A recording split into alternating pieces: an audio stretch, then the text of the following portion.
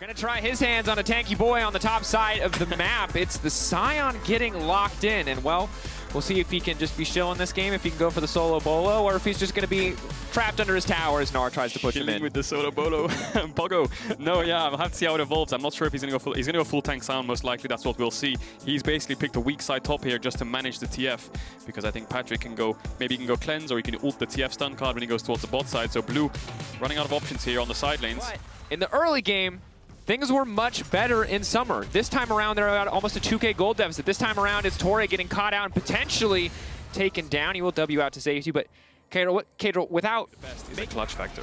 I think that's what XK has. I think Treatz has been their clutch factor. We've seen it since week 1, flashing in with Thresh, getting knockups on Jarvan, winning the lane. Even in a game deficit of 4K gold, he's actually able to find a pick and get his team Baron when they're actually losing the game so heavily.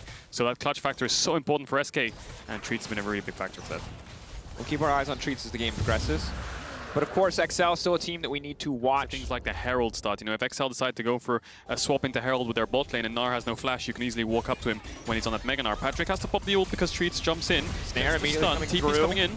Backing off, Tynx stepping forward, but is immediately going to get snared. They don't really have a follow-up play at this point. Knowing that the jungler was on the top side, SK feel empowered to go for that one. It will just be some tempo in bot side. Let's move towards this Herald. So, really good execution from XL. See if they can pull the play off as Treatz gets hit by the bubble. That's a double drowsy. Sleep. Torre can fish for the follow-up, but they've managed to leap out before anything else could land. Patrik fishing for Tynx, but XL using a lot of resources. It does look like it'll secure them the Herald, however. Jenax not really close enough to Mega to provide a big good overall. XL. Everything is on track for them right now at this stage of the game. Patrik's feeling comfortable working towards that first item. Overall, feels like a very good early game from XL. Not giving anything up, not put in a position where they have to make any big plays. And it feels like XL finally starting to find their footing. Not something you normally expect to see after space, so these plates will probably go to Czekolad. I'm going to grab here. Looks like it probably is just going to be 2 plates. I don't think they have enough power here in the mid lane to force the tower down in its entirety, but still good money over to Czekolad and Dan. No one else going to be involved in that one. In blue, still yet to be taken. XL just playing the map. Czekolad's pushing in this mid wave. Tynx is behind it, but Dan and Torre are around. This could go bad for SK. Stun card, immediately going to go for the root. The root will not quite connect. Czekolad now trying to retreat as now. Torre's trying to find the re-engage, and he will. That's first blood for XL. Asking you shall receive, Caedrel. Instantly, that's going to be Tynx going down. Yep. Had to base. He might lose his mid tower here. Tynx is still dead. Maybe they can move into bot side now. Maybe they can pick up 2 towers, but Blue's popped the ult. He might be looking for some kind of play here. SK have to contest this dragon, because if they lose this dragon, XL's on soul point. Torre doesn't have the flash, but if they can find the engage, maybe they can get the fight, because Kryze is so tanky. Jezu can't really deal with him. Jenax is building up the Naba. Looks like they're going through bot. Midwave's pushed in. Blue is on the side. Maybe they can kick the fight off. A brief moments of tension, but now they're looking to get things kicked off. Curtain call coming out. Blue off to the side, trying to pick someone up before the fight even starts. That's Dan gone. There's no more jungler. He goes golden. He buys a bit more space to work with. Blue trying to sidestep. The flash away. The gold card. Unavailable. Jenax with a clutch Gnar and SK. They've done it again. They found a way to turn the fight. XL. They got out executed. They got cut down, and they're going to lose their mid lane tower. XL. What, they fall apart. SK find 5 kills on this dragon fight. Perfect winning formula. Neutral into a head in the mid game. They've got the scaling in their favor, and you said it, Polar Rapid Fire Cannon. He's got the Everfrost. Now finally, he can utilize the full potential of this Twisted Fate to go into these side lanes, to look to start to break down that mid tier 1 and open up the map. But XL, they're not going to let it happen too easily. Torre and Dan ready. They're waiting in the darkness. Yeah, SK needs to keep their foot on the gas. They're going to get this bot tier 1 because Jenax push XL out and start pushing their advantage forwards. Jenax trading onto Kryze here. You can see that side lane is definitely in favor of the Gnar. In a team fight is useless, but use it before the team fight starts to force a team fight ultimate like Patrik's or the QSS from Torre, so when a team fight comes, it's a little bit easier. So, good force there from SK. 10 seconds, they're just trying to burn them down, and again, their Treatz manages to find it. Big curtain call across the bad side. They're just cutting them down. Blue now moving forward, unstoppable, but not unstoppable enough. Jenax just walloping through the entire team. Czekolad now trying to turn and burn. They're caught in the pinch. Ryze doing so much damage. He's taking his time, he's flashing forward. He's trying to finish the job, but he's overstayed his welcome. Tynx now on a rampage. SK again finding the fight. SK do it again. Treatz goes in. Jenax gets in. They get 4 members of XL. Maybe they can do Baron here. This is what we talked about. SK can't start the Baron when there's 5 members alive, but if there's 4 dead, baby, they're going to go for it.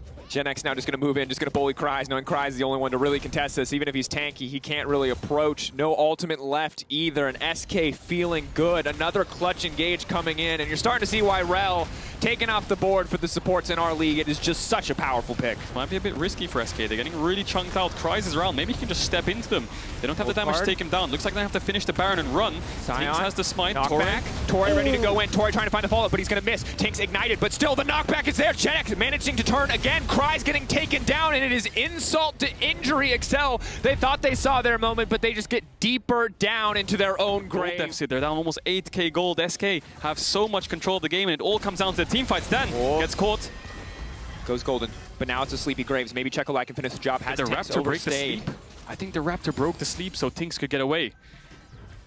I'm not going to be honest, I don't know if that works. I'm going to believe you on that one, Caedrel. You play a lot more LIllia than I do. I think it cancelled the sleep, and then Czekolad couldn't get the roots, but in the end, Tynx does live.